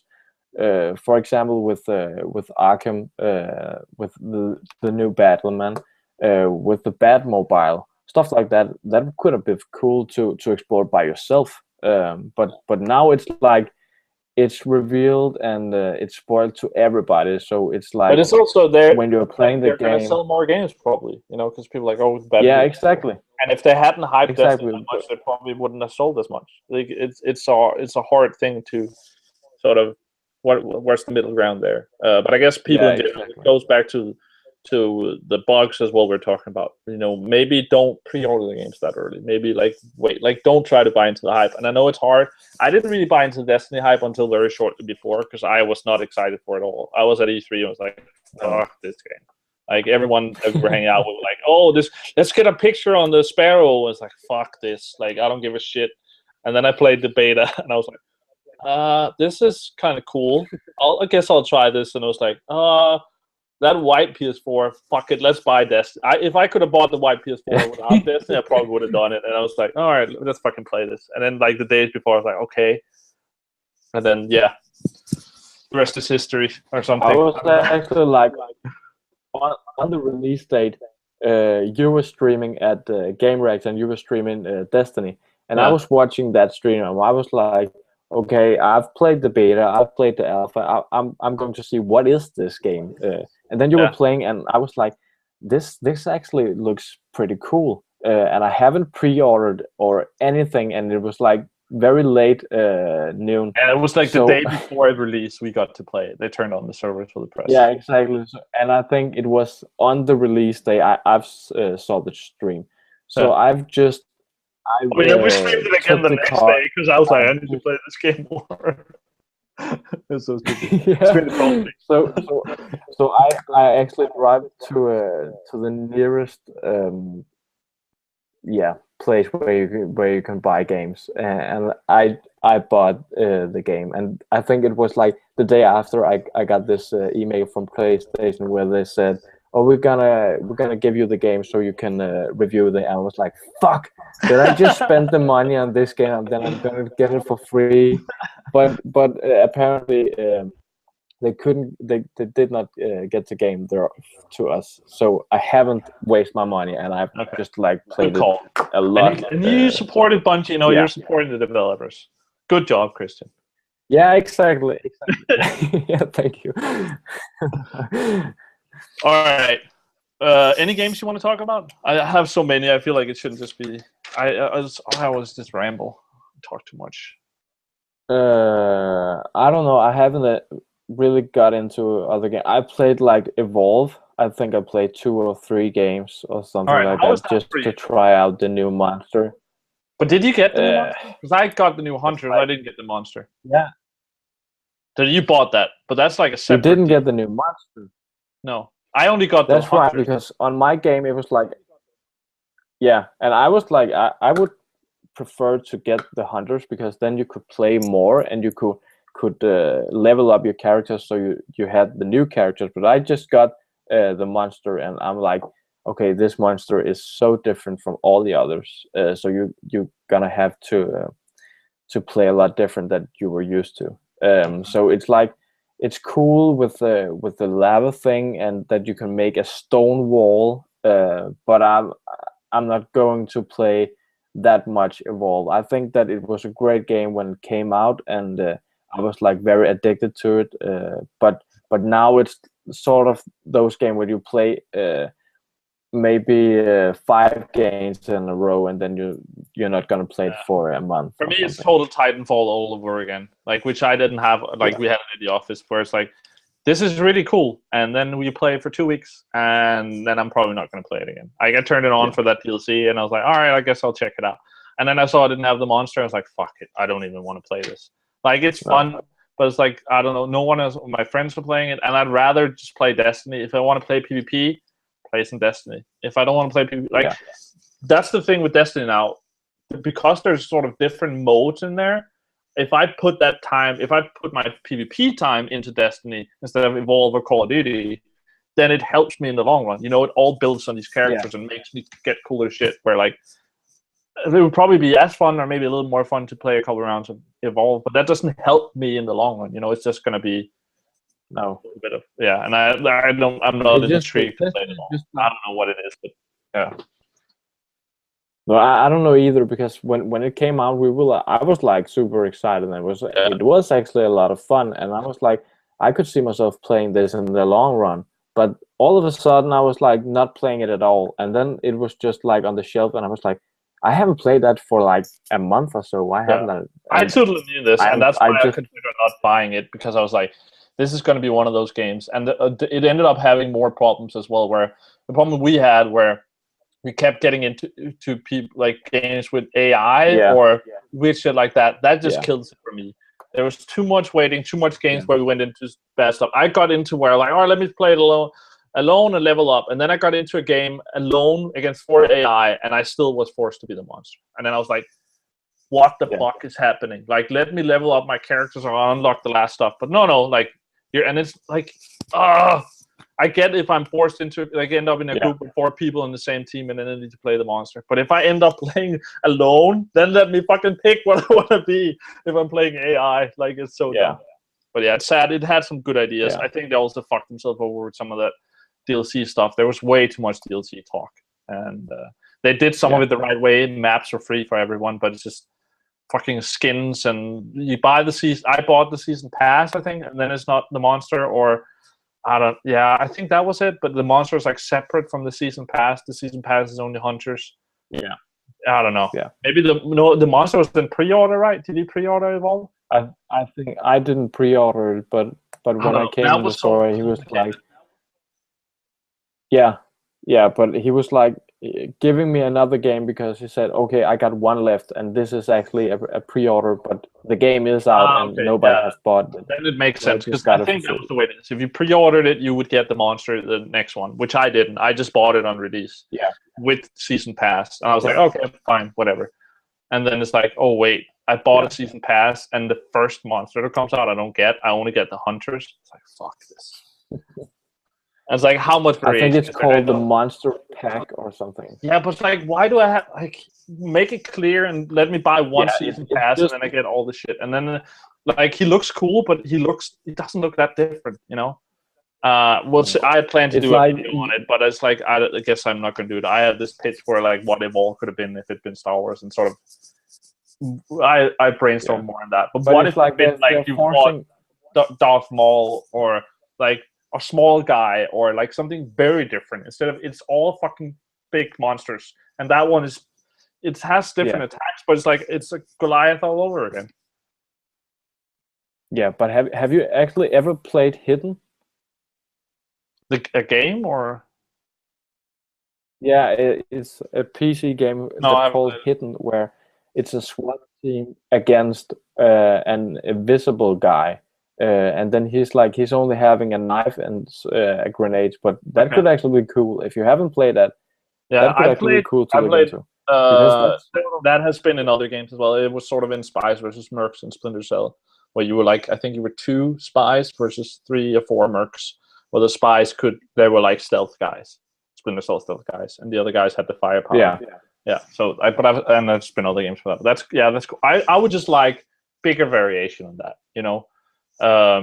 Instead of it, I just felt the fights felt very similar, and the hunters start feeling that way as well, where it was really cool in the beginning, and when you unlock characters, and that was probably good because it gave reason to give something to play for old school Call of Duty XP thing. Oh, let me unlock the next thing. But the hunters began to feel very much like play. It wasn't that much of a difference. It was more of a difference if you had a full team of 4. That helped a lot, and that was a lot of fun. Yeah. But like it didn't really matter what monster we played against. It was more a matter of how good was he and how well did we play as a team, and then the rest was sort of yeah. But whatever. Yeah, that's right, because with the assault class, for example, it was like in the first stage, I think he's like with lightning, and then he's fire, and then in the end, I can't remember. It's something. I think it's poison or something. Yeah, maybe. I didn't really play assault because that was what like anybody could. Not to put people down play assault, but like anybody could play assault. And when you played online, I felt like you need to be support, no trapper or medic, because if those do their job, the rest sort of works out. If you have a shitty medic or trapper, you're fucked. Yeah, exactly. He was like the boring class actually. So, I agree. The other guys was for people, but it's like you just need to shoot. Like yeah. But it's sad. I don't know. There's it is. But Evolve is maybe Evolve just had its time, and now it's time to move on. Yeah, I don't know. We'll see what happens if they can do some DLC or maybe a follow-up game. But it definitely had some cool ideas, and I'd like to see more of that. There's just something missing. But maybe I'll get to do that video. I should get that done, where I was like going to put shit together from different games and how I wanted to do it. Which is sort of a mix of Evolve and Star Wars and Destiny and Borderlands and sort of. Imagine a world where it would be like on a bigger world. Where you would go out and find these monsters and have to find them, but it could also be, a Jedi, or it could be a group of people, or so that would give it bigger variation. And also, you could become a target from someone else, so there would be boundaries on different people, and it would be like a bigger world like Destiny, where you would get loot and you would get different missions, and it wouldn't just be put into a world. You would go to places and pick up a bounty on a Goliath on a Rancor, and then you would go fight that. But you could also have, if you had fought all the people, maybe someone had put a bounty on your head, so while you were fighting one, maybe you got attacked by another group. And I just thought that would be cool, and more of a cohesive world where this just like, I don't know, you sort of have your, like as Assault as well, you had your gun. What if you had more guns to choose from, or different aids, or like more customization that would give bigger variation? But yeah. All right. The other thing I played a lot this week was Bloodborne. Got into it a little bit more, finished the game. I fucked up my end and did the bad end, or like the wrong ending where you don't fight the boss. So I had to do the save juggle thing to do that. But I ended up doing the other ending now, beating the boss, and now I've done New Game Plus. I'll go back and beat him again to do the third ending and get the platinum. I need to do a little bit of Chalice as well, but I'm close. And yeah, doing New Game Plus now it's a lot of fun. I've done the first 3 bosses in New Game Plus. They're a lot harder on New Game Plus, so I'm actually worried that I'll be able to beat the final boss on New Game Plus. But I've actually beaten them in the first try, which I'm very proud of. So that was really cool. And it's just I'm having a lot of fun with that again. I'll definitely play it more, and I'm probably gonna get the platinum in that. It's really fun game. How far are you? I saw you playing Bloodborne one of these days.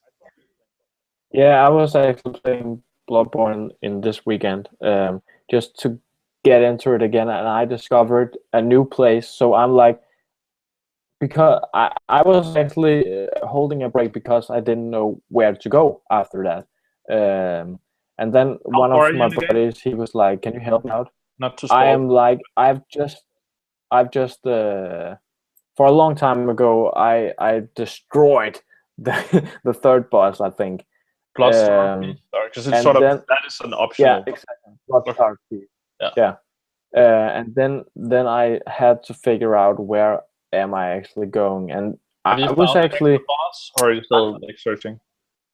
I think I found it, because it was looking very, very familiar to to the blood-starving beast, Yeah, and yeah, I was like, I got so many blood dogs. I don't want to go in there. yeah, yeah. So I That's think the I thing you found learn in him, this but- game. Where like, this looks like a place where there will be a boss fight. I'll go through the story. There will be a fog gate.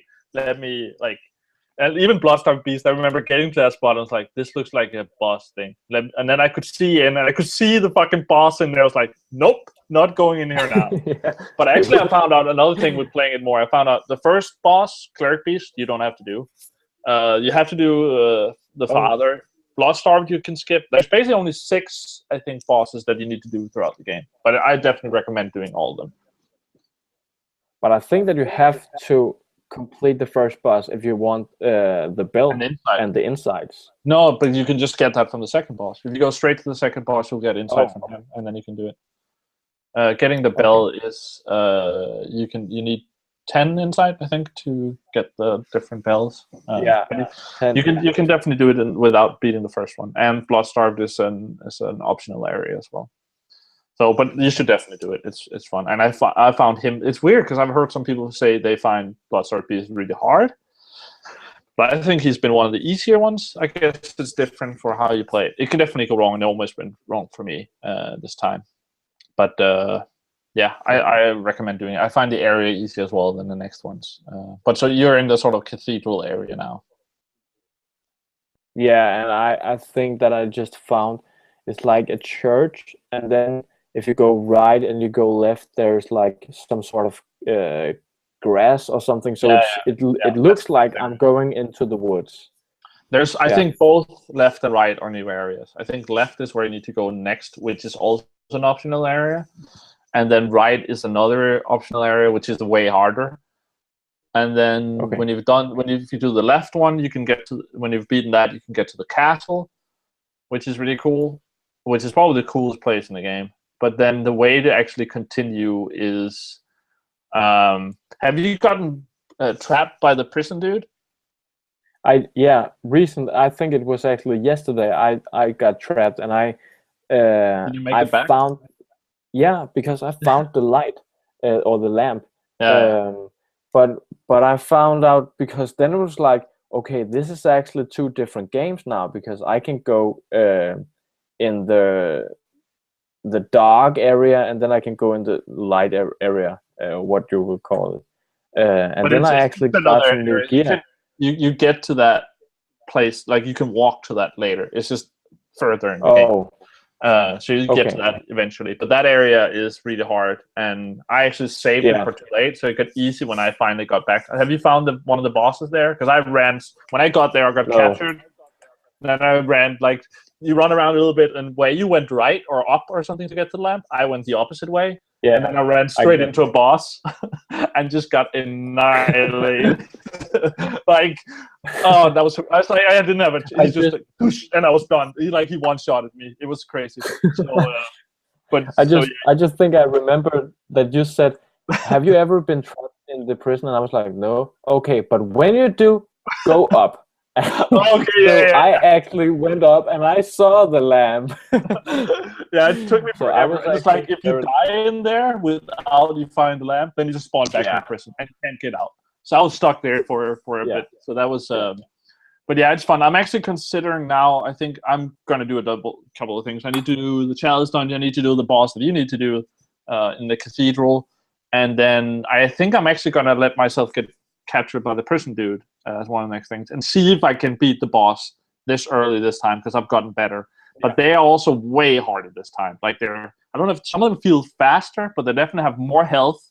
They do way more damage compared to my level. And I streamed it before we did this, and Cobrin also told me in the chat there, like, yeah, you're actually beginning to hit the hard cap for your level. So, and I did for one of them. For stamina now, if I level up, what is it called, endurance, I don't get any more endurance. I just get like 1 point in defense, because you get a little bit of defense for all whatever you level up. So I can't get more stamina, and I'm almost at the point where I can't get more health, even if I level it up. So that's why I'm beginning to think, like, end game. Like, I thought I can just level up, and like if I stay in this area a bit, I can just like over level, and then it'll like you can do the first time you play. If where you are now is hard, just keep killing monsters, level up, and you'll have an easier time. But where I'm at now is like I'm beginning to hit a Yeah. point where I like now I'm having a hard time with the beginning end of the game, and I almost can't level up more, like where it matters. So I'm thinking, fuck that shit. Later in the game, I'm gonna be. But we'll see what happens. I also want to say if anybody is interested, still putting up. It's way behind on YouTube, but I'm putting them up as chapters.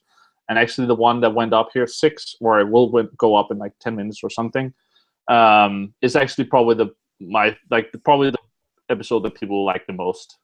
Where I'm at the castle, where I had an epic moment. So if you're scared away by the fact that is episode 95 or something of my Let's Play of Bloodborne, I only want to watch one. Check that one out because that was pretty epic, and I'll try to catch up with the episode. But yeah, Bloodborne, super awesome game, and I'm definitely looking forward to playing one. Do you think you'll finish it? Is that like a thing for you? I think I will finish it, but I can't set any date on it because it's like it's super hard. All right, you heard it here. Like 2 weeks from now, Christian will have finished Bloodborne. I think you just promised that. Yeah, I just promised that. Yeah. So, but I don't know. It's like one of those games that I can play in a week and think it's super fun, and the next week I'm like, I hate it. I don't know where I'm going. And then when you pick it up again, it's like, it's so how hard. could I not see this path? So it's what you're doing is perfect. I hit a couple of times where because I was streaming and recording to YouTube, I didn't want to like take breaks because people were having fun in the chat, and it's definitely the thing I'm getting most viewers on now, and it's super fun. I recommend you stream it as well because having people who know more in the chat give you ideas, and like you can tell them not to spoil it, but they can give you hints. And have other people who are not as far as you, like thinking it's cool to see what you're doing, and having people be. When I finished the game, finally beat the boss the proper way, there was no one watching because I did it late or something, and that was such an anticlimactic moment. It's like I beat him, no one is here. Where like some of the moments, the episode that's going up like now, is the most epic boss fight I had in the game. Where I fought that fucker for 6 or 7 hours. And this stint was like 4 or 5 in a row where I fought him over and over again. Went to like farm to get blood vials, then fight him, then run out of blood vials, like health potions, go farm, like back and forth. And I was so close to killing him like a couple of times. And also you get to the point where you're just so frustrated that you make mistakes. And I finally get him. And then all of a sudden, when I started, there were like 3 watching it on Twitch. And at the end here, I looked at the chat when I finally beat him, and it said 28. So it had just like gone up while I was fighting that boss without me noticing. And having people just like, you have the usuals who are also here, like Send and Lauritz and Coburn, it's awesome having them there. But then also seeing people I have never seen before or whatever, just saying like, congrats, good job, fucking awesome. Like that's the thing that streaming does, even if you don't go for a lot of viewers, which is the part I'm really enjoying. Is you have your sort of friends there, but also having people there to appreciate if you do something epic and say good job and stuff makes me feel good inside. So I definitely think you should do that if you can get that working, because and people will be able to help you as well if you get stuck and say like, oh, just go right here without you having to read a guide and be like, you need to like having everything spoiled. So that's a good way of playing the hard games. Oh yeah, what I was gonna say is like definitely take the breaks. It helped me a lot. I 2 or 3 times took a break on like 2 or 3 days and come back. And it's hard right when you get back. Like the first half an hour, I had a hard time. It's like, where the fuck is the buttons? And like then I play Destiny. It's like, oh shit, press circle, and it's like, oh, that's not this button I wanted. And like I did a potion when I didn't want to do a potion and shit. But just getting away from it, you see things differently. I didn't get as frustrated because you're coming back to it and it's fun. And yeah, I definitely recommend doing that. Don't force yourself. Just like we talked with films, like if someone's telling you should watch this film, if you're not in the mood for that kind of film, don't do it, because you're not gonna. I forced myself to see some films, and then I ended up hating them because I forced myself. And Bloodborne is definitely that way, because it can be really frustrating. But I think, again, also if you have a hard time, you can just level up or do them co-op, call for people, use your insight to call for co-op, and it will be easier that way. So in the end, it's not that hard. Yeah, Slough is saying in chat, too long breaks might be dangerous too, though. Yeah, that's definitely true. But just give yourself a break if you need to, but don't do like 2 weeks because then it's going to be too tough. But do a couple of days is probably a good thing. Yeah. All right, I feel like I keep rambling, but say something, Christian.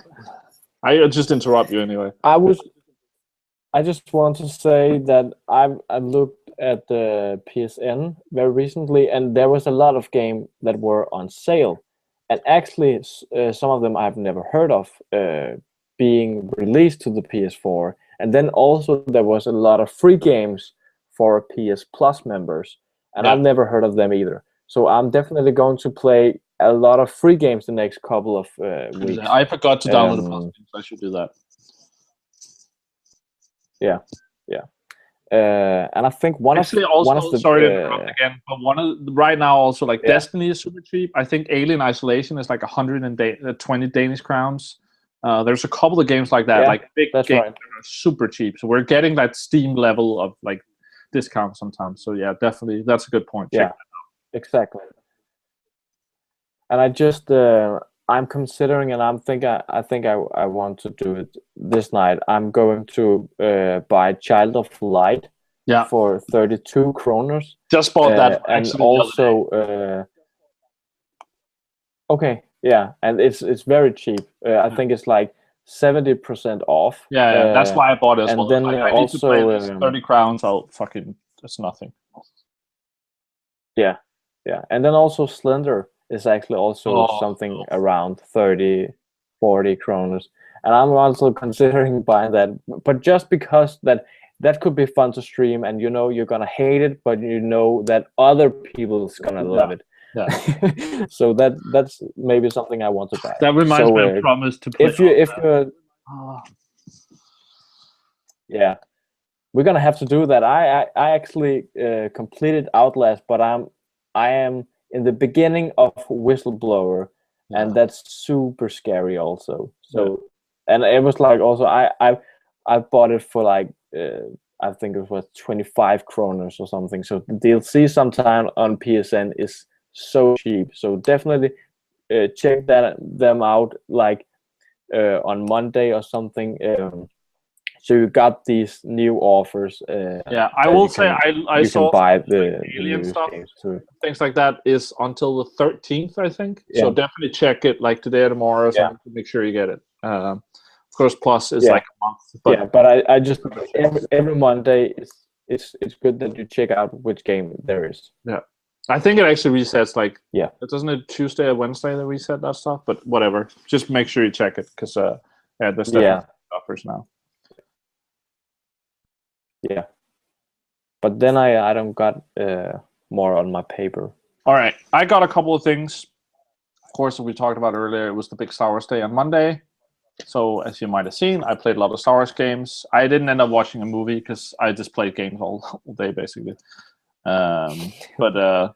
So we should get on the Return of the Jedi for sure. But so I just want to go through them quickly. Yeah. It was sort of interesting going back and seeing like some of them are like some of my favorite games. And it was fun seeing like, okay, which ones actually hold up. So I played the 2 different Rogue Squadron games. I played them all on GameCube. Couldn't get mine in 64 to work with Twitch. So I couldn't play those. But the 2 Rogue Squadron games, the second and third one, were really awesome. I was surprised how much better they actually were. Like, I thought they weren't going to hold up that well. It was still really, really nice and pretty hard, actually. I didn't get that far in them. So we're really happy about that. Played Clone Wars, which was pretty terrible. I remember liking that a lot, but probably because I was a Star Wars nerd and still am. But that was terrible controls. And, not a good game. Played Jedi Outcast, which was Jedi Knight 2. It was like we had Dark Forces, then we had Dark Forces 2 Jedi Knight, and then Jedi Knight 2 Jedi Outcast, and then Jedi Knight 3 Jedi Academy, I think. So it's like Call of Duty, where it's like Call of Duty 4 Modern Warfare, and then you have Modern Warfare 2. That is not a cult, like whatever. But that was pretty good, but also really hard. I forgot how like it's rough. Like when you die, just go back. Like checkpoint or start the level over. No, like you got here. So that reminds me how much people like games are actually gotten easier in that way. They're way better with checkpoints, whether you call it better or not. That's something that Bloodborne does as well, where it's, you know, if you fucked up, you fucked up. Go back, play it again. Don't be bad at games. Yeah. I played Bounty Hunter, which is one of my favorite games of all time, Star Wars Bounty Hunter, which I'm thinking out of maybe I could have reversed it, but I like the left to right was inverted, sort of. It felt of what we're used to. Yeah. Which is really weird when you have the camera behind. But that game is still awesome. It was really hard to get into because of the controls. But I would love like an up-res version of that. Playing as Jango Fett, feeling awesome. I love the story in that. You get sort of a little bit of backstory about him and about Count Dooku. Love that game. I could actually see myself playing that game again, especially if I could fix the controls. So, but it was a little rough with the controls. And then I played Angry Birds Star Wars, which surprised me how good it was. It was only like 50 crowns, so I bought that. And I actually ended up playing that a bit some nights where I like play something for like 10-15 minutes while watching a clip on YouTube or something. You could sort of, you know, you don't need to, it's not real time in the same way. You can fire something and then just let the game be there for 5 minutes while you watch something and then, you know, fire a thing off. And it ties in pretty well with Star Wars. You know, it's stupid, but the different like weapons, the different birds you fire have different abilities, and that's pretty cool. It's pretty cool tactics. Yeah, that's cool. All Louds and saying 13-13 in the chat. Yeah, that is like the game that I wish had happened that they canceled. So sad. And I saw it. It was right there in front of me, E3, and then they're like, "Nope, can't have it." And then the last thing I want to mention that I played, my buddy, other Christian, Younger Moose, came over one day with his one of his sons. I was like, "Hey, I have like a half day off or something. I think how about I bring my son over and we play Skylanders because you have more Skylanders or you have different Skylanders or something." Because I played a game reactor. I got some figures and I ended up buying some extra ones to check it out because like I feel like when streaming I want to like know what I'm talking about. So I spent some money on it and.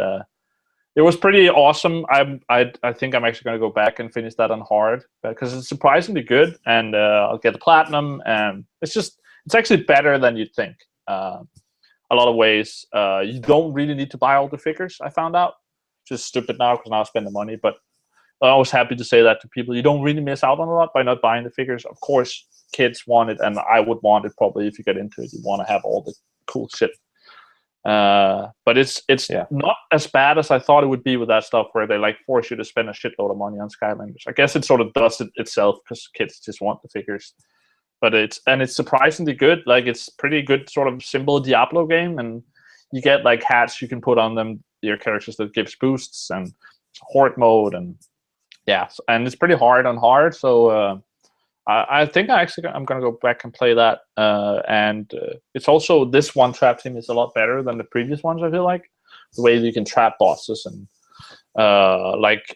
someone else had one of the DLC. I just scanned that on my game, and then I actually have it now. I don't need to keep it, so you can just go and like scan it to different people, and then they have it. I don't have to buy it. And there's things that work like that where they could have made it way more a way where people would need to spend money, and they actually don't have to. So.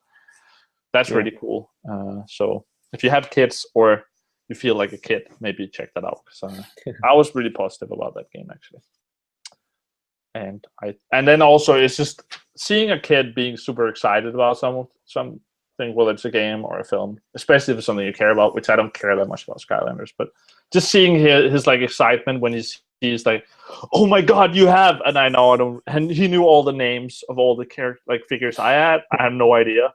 It's like, "Oh, you have a Spyro is the only one I remember," which it's not cool in Skylanders anymore. Of course he had Spyro. Everyone has Spyro, but like I don't know what the fuck they're called. But he was like, "Oh, you have this, and then you need to, oh, you haven't picked up this chest in this area," and so that was just that's awesome. Yeah. Yeah, Thoughts? that's cool. I think it's very cool to see also kids be excited, especially around games. I also because I work at my schools, at my old school, and then I had a class before I think it was Easter, Easter holiday, and I was like telling them about a game, and I was like, "Oh, what is it?" It's called, and it was actually The Last of Us, and I'm not sure that it was a good idea because they can't play it. But I appreciate it. Exactly. They were too young to play it, but when they came after the holiday, they were like, "Oh, I bought it, and it's like super awesome," and I was like, "Yeah," and that's cool that you that you can teach or you can tell something about a game that you love, and then you can see the excitement in others' eyes when they also had a good time with it. Yeah, true. Also, by the way, I ended up streaming Bloodborne for like 20 minutes. I think last night at like 2 in the morning. So that happened, but also you should say hi to your neighbor because he showed up in the chat. It's like, where's Christian? So what? Yeah, your neighbor was in the chat at 2 in the morning. So if he's probably watching this now as well. Oh, my neighbor. Yeah, you should say hi to him. Oh. Okay.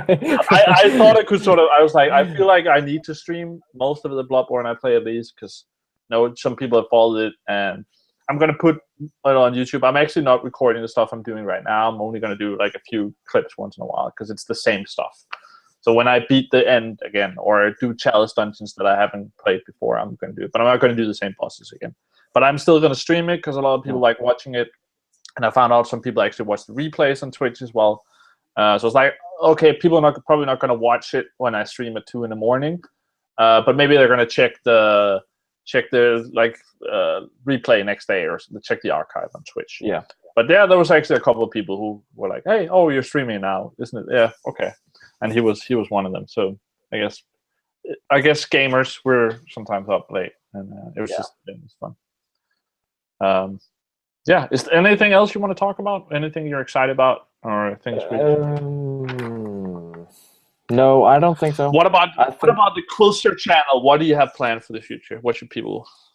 I've actually made some sort of series that I'm going to make a lot of movie on. And the first thing is something we call Snack Attack, and it is like we did the first episode. We ate a burger from Maggie D. Maggie D. Oh my god, Maggie D. Yeah, that's so cheesy. And then was it the cheeseburger? Yeah, exactly. So we bought some very hot chili sauce, and then we bought a chili, and then we ate this very hot burger. And while we ate it, we were actually talking to each other about what was going on and why we wasn't uploading stuff and stuff like that. And we tried to have a blast with that. And we got some more Snack Attacks episodes coming up. And we also recorded an Ask Us, but we call it Quilstor Questions. Oh, just nice. To be different. Yeah. Puns on the wordplay shit. Yeah, like it. Yeah, exactly. And then I bought these because I was like a geek. So it's like Quilstor Questions. Oh, all right. We'll play it. Yeah. And then, by the way, have you seen the YouTube channel called Hot Pepper Gaming or something like that? No. You should see that, and then you should do that basically, because that is a channel where it's just people eating a habanero or something, and then they review a video game, and then they can drink water when they're done with their review. So they have to talk through their review before they can drink water or whatever they want. And they've gotten it started with themselves, I think, but they got people from Greg Miller from IGN or people who are famous in the industry to go on their channel as well. So I could that. By the way, don't ever try to convince me to eat that shit, because I shouldn't do that. No. But you like that eating silly stuff, and then you should eat one, and then have to review a game before you can talk or something. I don't know. I actually one time it was the birthday actually at PlayStation for the PS4. We were actually playing SingStar, and before that we had to eat a habanero. So we ate a habanero, and then we played SingStar, and where we sang Happy, and it was like your voice. It was like your was throat that was singing like when screaming. you? Yeah. Could you No, sing? I don't think you can consider it as singing. It was more like us playing, but it was super fun, and I think that maybe we are going to do that again, just to make a challenge so people can actually make it. So maybe I'm gonna challenge you to do the same thing. No. I'm so bad with So we're gonna, this, but yeah, we'll see. I don't want to promise we'll it. see. Maybe I'll do it when you're done with Bloodborne. Yeah. Yeah, that's good. Or maybe. Or when I reach How about the ultimate 32 challenge? in Like Destiny. you have to beat a Bloodborne boss while eating chili. Yeah, that could be cool. And you can't have milk or whatever after until you beat the boss. Yeah, that's I hope super it's not hard. the council dude where I was stuck on him for 5 hours or something. They're fucked. So that's our plans on Quilstor. So now it's likes the concept. So I think that's confirmed. I think you should start streaming Bloodborne, and then you should eat a chili every time you reach a boss. Yeah, every time I reach a boss. So that's like, is that a boss? No, I don't think so. I'm just going around. That's an optional boss. That doesn't count. Yeah. Okay. Yeah, but that could actually be a good idea to eat a chili and then try to beat a boss. I kind of want to. I just know every time I've seen someone do this, and it's the same on that Hot Paper Gaming YouTube channel where they review a game. Everyone that does it, like they eat their chili, then they talk for like 2 seconds, and they're like, "Oh, this is the worst idea I've done. Worst thing I've done in my life." Yeah. Just like if I do, I'm stupid. I am not that stupid. Like, I shouldn't do that. And still, there's something about it that makes me want to do it. But it's like, I know it's just going to be a bad decision. I'm not going to be able to sleep. And, but it's like it's one of those things that you, if you want to do it, or if you got the thought that maybe that could be fun, just do it. And then when you have done it, you're saying, I'm never going to do this and again. then you do it again. Yeah, exactly. And I don't know what it is about those chilies, but it's like you forget how strong it is and how hot it is and how much it hurts. How much does it hurt? The ghost chili pepper was like very hot, and is it like worse than really, like getting in falling on your bike and scraping your legs and arms and shit like that? Or yeah, it's like scraping your mouth all in. I think you can actually compare it to the needle pain or something that. But so if you had to either be thrown out of a car, or like getting scrapes everywhere, or eat one of those, what would you do? Oh, yeah, I would choose the chili, but I think that it's not that bad. No, it's not that bad, but I think it's like when you eat the chili, it seems like a good idea when you're eating it. But I think the thing when you have to open the car door and just throw yourself out, I think you're gonna die about this. But I think it's I just remember being a kid and like falling on my bicycle. Or actually, have you fallen like as an adult and like scraped your arms or some shit? So that hurts like way more. You're like, oh, kids falling, but that shit fucking hurts. Like that's not fun. No, but I think I can I can tell you how much it hurt, but I just think that you're gonna have to try it out. But it's next stream, everybody. We're gonna do it, and next it's gonna. But it's like the thing that worries me the most is like I know like I've seen people eat it, and like the first couple of seconds, that's nothing. Then it builds, you know. And if I could go like I can do 15 minutes of this or something. The thing I'm worried about is I hear people said like, oh, I did this in the morning and I slept bad at night. Like I'm worried about the 12-hour thing or the 24-hour. Oh, I haven't heard about that. Maybe but it's something like the girl chilies then.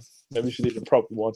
Yeah, maybe. I think that ghost chili pepper is the third hottest pepper in the world, or something like that. But it is something when you eat the chili, it takes sort of amount of time to be very hot, and then in 2 minutes it's going to be hotter and hotter, and then when it reaches the 2 minute mark, it like falling very very slow. So sometimes you're actually thinking it's becoming hotter or something, but you need to eat or swallow all the corns or the seeds, because the seeds, because if you got those in your teeth, that's just then it that's just not burns. nice to discover in your teeth. So I think you should try it out. We're gonna do it one time. We're gonna do it next. I don't know. I'm gonna invite you to Snack Attack or something, and then you gotta have to do it.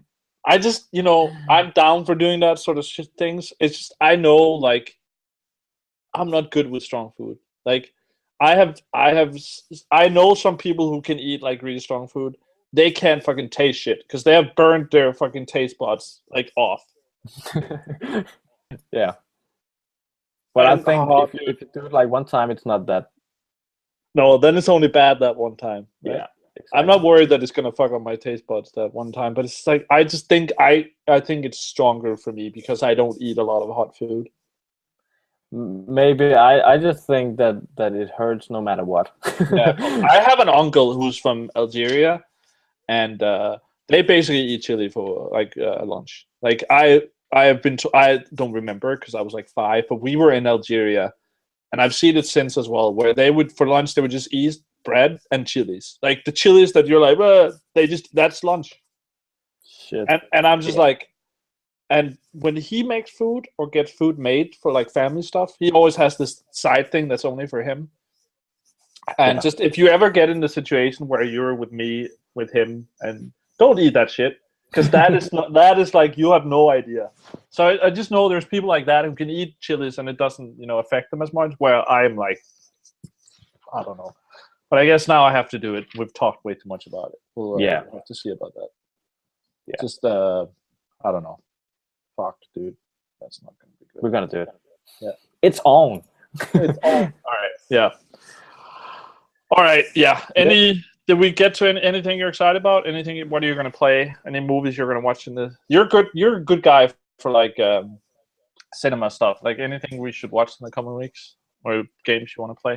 I actually looked on what's coming, and I think we're going into a boring time. I don't know when the big movies are coming, but I think June, now July, it's more French movie and more indie movies and stuff like that. So I don't know.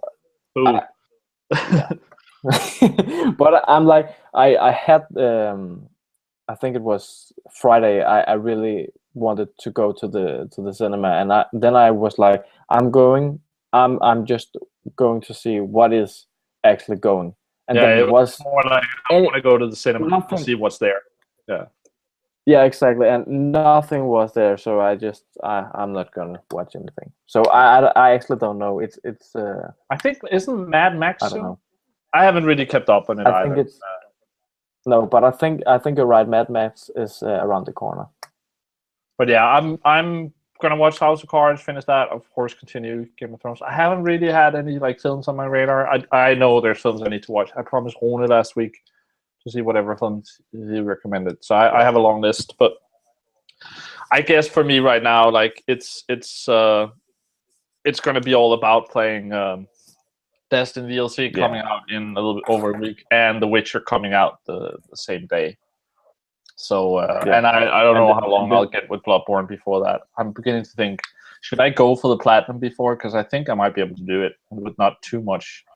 And we sort of be nice to wrap that up, because I'm worried about coming back to how bad, like how hard New Game Plus is now. It's not, it's not insanely hard. Like I beat the boss in first try, but it's definitely harder. And I'm worried if I end up playing The Witcher and Destiny for a month and not touching Bloodborne, going back to New Game Plus is going to be rough. So that's sort of what's on my schedule for the next. And then check the Bloodborne stuff is still going up on YouTube, and I'm probably gonna do a Destiny video every week or every day next week. I'm planning on doing a guide to how to prep for the DLC for people, and like a couple other things I want to talk to talk about with Destiny. So if you're into Destiny, check that out. Yeah. What were you gonna say? I interrupted you again. Or tried to. I just think that the next 2 weeks or so is going to be a good week for Netflix to me, because it's like I'm not sure of what I'm gonna watch, then I'm just going to watch it all on Netflix, or maybe I'm going to start more on Daredevil or something. Yeah. So I would actually like to hear what you think of that. Have you watched any of Daredevil yet? I've only watched the first episodes, and as far as The first I'm not sure how many? what I'm going. Yeah, only the first. I don't know. I think it's one series, but I think maybe 10 episodes or something. I don't it's know. 10. Yeah, it is. Because I think the first episode was terrible, and then it got a little better. But I'd be interested to hear. Yeah, exactly. Because I've just watched the first, and I was like, when the episode was done, I was like, what was this about? Because it was sort of like an introduction to the universe, but nothing was really going on. Only you introduced to the lady which we think that she's going to be a bigger part of the series, but I don't know what I can't say I hate it, and I can't say I love it yet. No, but I'm going to. But yeah, I'd be really interested to hear. I think it gets better. It's not a good show, but I think it's interesting if you're into comic book like superhero stuff. Even if you're not that into it, because a lot of the stuff that I ended up liking was actually more of the characters and not the superhero part. But I'd definitely be interested to hear what you think of it. Because that's a good thing. But I think that's it. Thanks for joining, Christian. Remember to check out his channel on YouTube, Quilstor. I'll put the link in the description for that as well. I'll try to fill it up with all the stuff we talked about. Yeah. Quilstor questions coming up soon. The Quilstor question is coming up. And if I forgot something that we talked about, write a comment. I'll check the comments and then find the link for whatever we've forgotten. And well, definitely be more stuff here with Christian in the future as well. We'll see like different stuff. Yeah.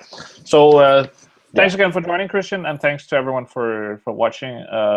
We will be back with Christian another time, and it will be back every Sunday for this happy time hangout talk random shit show. So thanks for watching. Bye.